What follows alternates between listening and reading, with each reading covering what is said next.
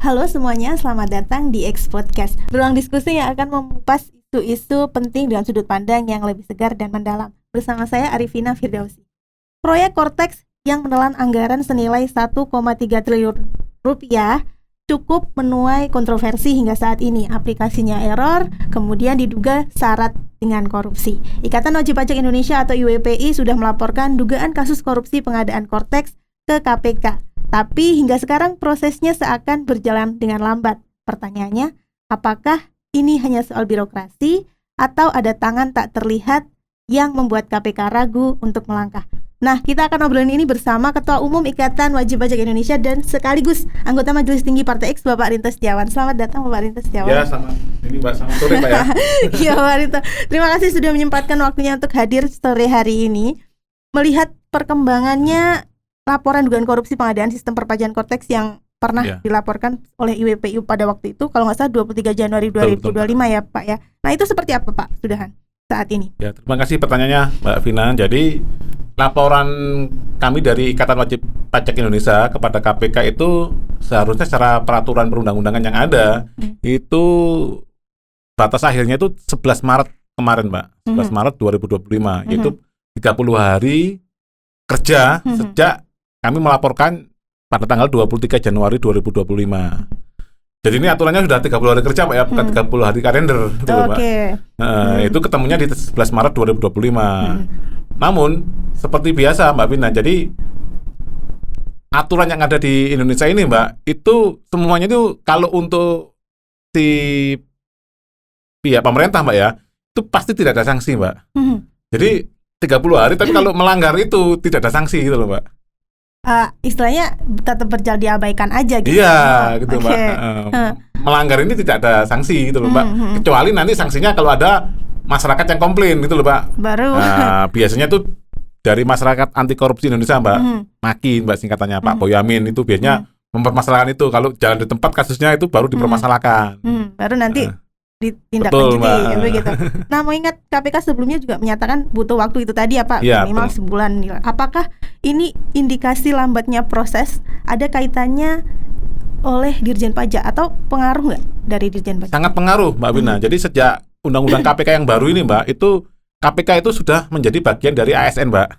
Jadi sudah tidak lembaga yang tidak independen seperti dulu Mbak Wina. Itu kan revisi Undang-Undang KPK yang tahun 2019. Oleh karena itu KPK saat ini sangat berhati-hati sekali kalau untuk menaikkan suatu kasus gitu loh Mbak. Ini kan kasusnya masih dalam tahap telaah Mbak, belum penyelidikan, belum penyidikan. Tahapannya masih panjang Mbak. Nanti setelah penyidikan ada lagi penetapan tersangka, baru nanti dilimpahkan ke pengadilan, baru nanti ada terdakwanya.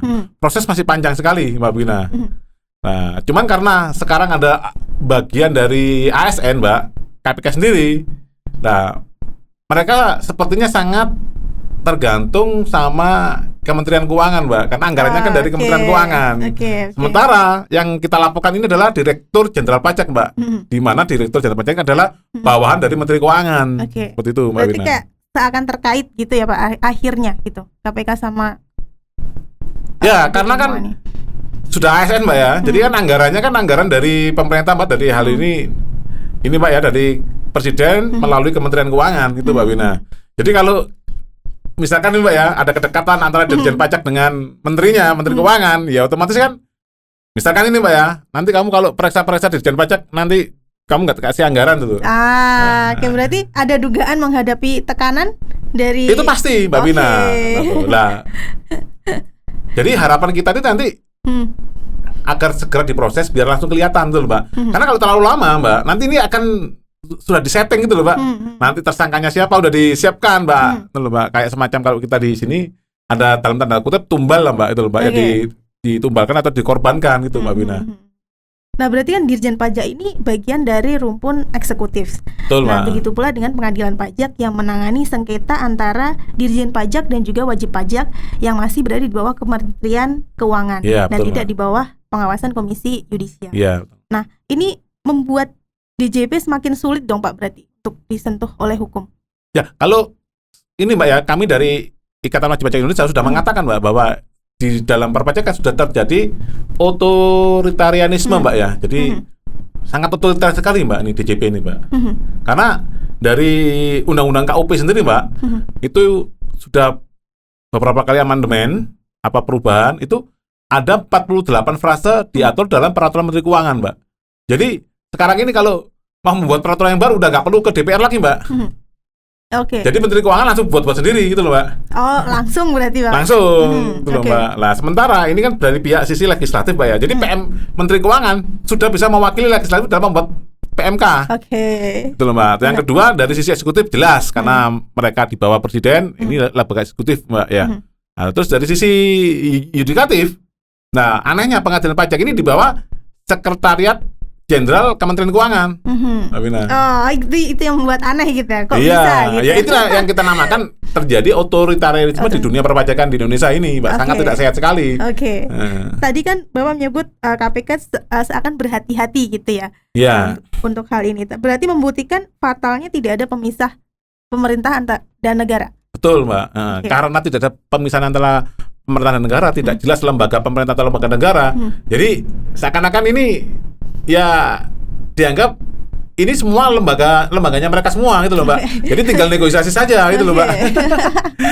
Nah, tadi kan adanya revisi Undang-Undang KPK 2019 menjadikan KPK bagian dari rumpun eksekutif. Apakah ini semakin melemahkan independensi dari KPK itu sendiri Pak dalam menghadapi kasus besar hingga membuat KPK ragu untuk bertindak tegas? Sangat berpengaruh sekali Mbak.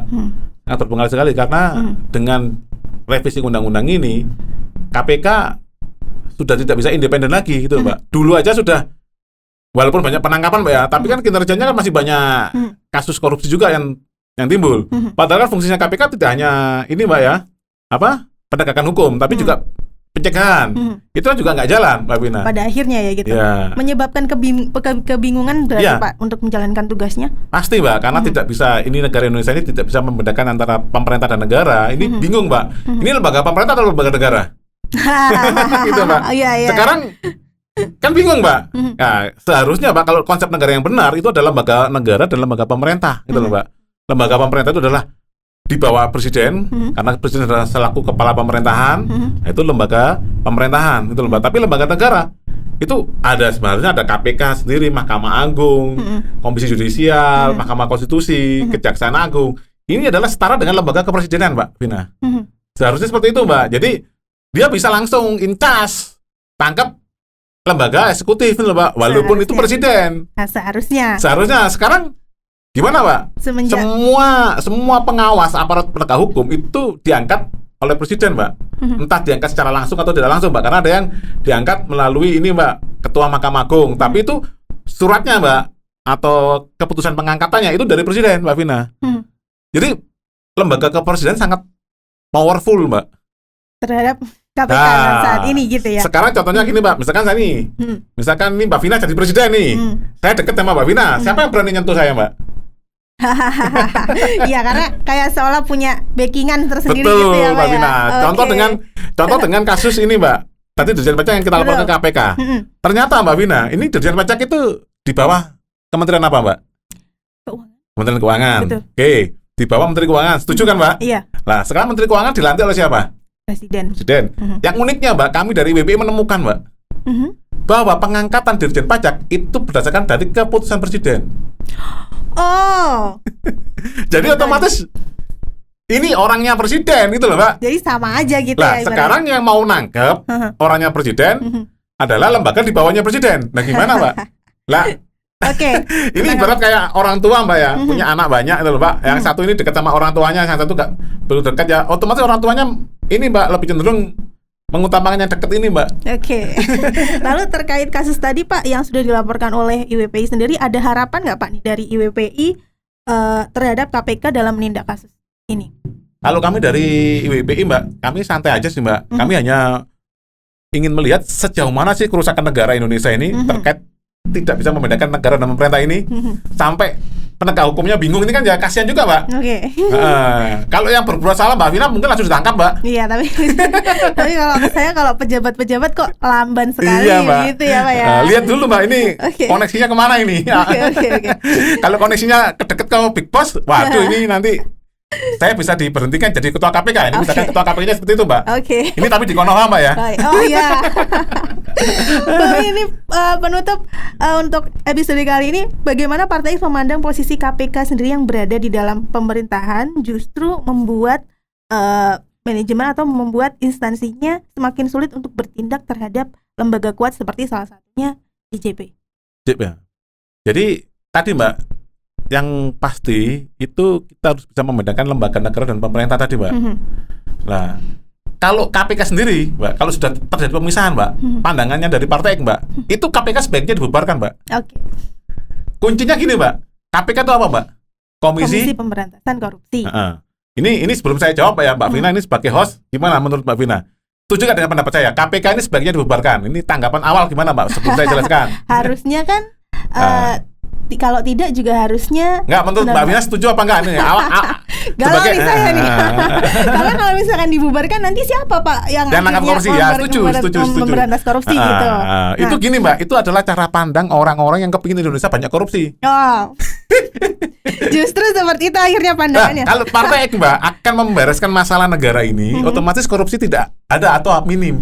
Karena korupsi minim cukup dibentuk ini, Mbak, divisi korupsi di lembaga kepolisian atau kejaksaan. Kan seharusnya kan lembaga ini yang menangani, Mbak. KPK ini kan ad hoc, Mbak, seharusnya. Sementara, lah kalau lembaga ini kita agungkan, lah berarti kita ingin banyak korupsi gitu loh, Mbak. Semakin banyak yang tertangkap, semakin banyak korupsi berarti begitu. Iya, berarti kan kita ingin melanggarkan korupsi. Nah, kan gitu, Mbak. Dengan kita berharap bahwa KPK ini harus segera dibubarkan, berarti kita berharap penegakan hukum berjalan dengan baik dan korupsi bisa ditekan dengan sistem manajemen yang negara yang sangat baik gitu loh, Mbak. Ada pemisahan negara dan pemerintah, ada lembaga negara dan pemerintah, gitu loh, Mbak. Jadi bisa langsung intes, Mbak, gitu loh, Mbak. Kejaksaan bisa langsung tangkap presiden. Tidak perlu ada KPK lagi begitu. Tidak perlu, Mbak, karena setara posisi kejaksaan lah. Kalau sekarang kejaksaannya di bawah presiden, kepolisinya di bawah presiden, terus apalagi, Mbak, Mahkamah Agung di bawah presiden, KPK-nya di bawah presiden. Lah terus gimana, Mbak? Padahal ini, Mbak Vina ya, orang yang berpotensi, Mbak ya, saya ngomong berpotensi korupsi atau maling nomor 1 di Indonesia adalah presiden. Kenapa, Pak Rinto? Ya, karena dia pemegang otoritas tertinggi, Mbak. Ini saya ngomong yang berpotensi loh, Mbak ya. Saya bukan menuduh Pak Prabowo, Mbak. Orang yang berpotensi mencuri paling banyak di Indonesia adalah lembaga kepresidenan. Lah karena sekarang presiden adalah Pak Prabowo ya, dugaannya ke Pak Prabowo, itu, Mbak.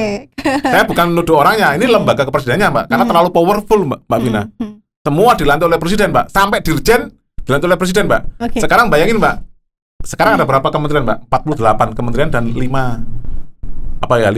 badan itu, Mbak ya, setingkat menteri, Mbak. Belum lagi lembaga pemerintahan non kementerian, Mbak, LPNK. Ibaratnya itu, Mbak ya, ini kan seorang dirjen itu direktur jenderal, Mbak, itu adalah pejabat pimpinan media, Mbak. Itu dilantik atau diangkat oleh presiden, Mbak, melalui Kepres. Kalau masing-masing tadi, Mbak, misalkan 5 aja lah, Mbak, dirjennya, Mbak. 5 kali 48 atau kali 51, Mbak. Itu udah 250, Mbak. Jadi presiden tiap hari sibuk tanda tangan Kepres terkait ini, Mbak, pejabat pimpinan media itu loh, Mbak, sekelas dirjen itu loh, Mbak. Karena saking banyaknya gitu. Iya, Mbak. Nah, kan ini, Mbak, 250 loh, Mbak. Baik. Siap. Itu belum yang lain-lainnya loh, Mbak. Kita belum ngomong yang lain-lainnya itu loh, Mbak. Berarti nggak apa-apa ya, dibubarin aja gitu ya, Pak ya? Loh. Harapannya Partai X itu lembaga KPK ini sebenarnya dibubarkan. Kenapa? Berarti Partai X ingin Indonesia bersih gitu loh, Mbak. Bersih dari korupsi.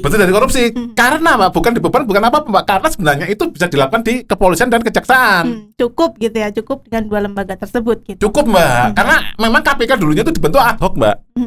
Karena kepolisian dan kejaksaan ini tidak bisa berfungsi dengan baik, dibentuklah lembaga independen namanya KPK. Sekarang kan sudah tidak independen lagi, Mbak. Iya. Karena mau melakukan penyadapan harus izin ini ya, udah. Akhirnya ketahuan dulu sebelum disadap. Oke. Lah, misalkan ini saya, Mbak ya, orangnya presiden. Ya, saya dengar ini. Mau dapat kapan? Ya, kamu sembunyi dulu ke luar negeri atau kemana? Gak jadi dapat, Mbak, mainnya, Mbak, koruptornya. Karena udah tahu duluan. Udah tahu duluan kan mau nyadap lapor ke pengadilan, Mbak. Lembaga pengadilan kan, Mbak. Lembaga pengadilan, saya kan orangnya presiden, Mbak. Misalkan ini saya orangnya presiden, Mbak. Saya diinformasi dari lembaga pengadilan ini mau udah OTT di sini atau mau penyadapan, saya infokan ke ini Mbak orang-orang saya gitu loh Mbak. Akhirnya batal penyadapannya. Nah, ini namanya sistem manajemen negara yang kurang baik, Mbak. Istilahnya kalau di ini mismanagement, Mbak. Karena mismanagement inilah menyebabkan Indonesia udah pasti hancur, Mbak. Kalau tidak dibenahi segera. Siap, Pak Warito. Terima kasih, Pak Warito. Mungkin singkat pemirsa X-Podcast, kita sudah sampai di akhir obrolan. Cortex memang seharusnya menjadi solusi bagi perpajakan digital, tapi kini malah menjadi pusat dari dugaan korupsi. Jadi Cortex bukan sekedar soal sistem pajak yang bermasalah, melainkan juga cerminan dari bagaimana hukum bekerja di negeri ini. Akankah KPK bertindak tegas atau ini hanya akan berlalu begitu saja? Dan benarkah Cortex ini inovasi atau justru kedok baru untuk korupsi? Hanya waktu yang bisa menjawab. Terima kasih sudah menyaksikan X Podcast. Sampai jumpa di episode berikutnya.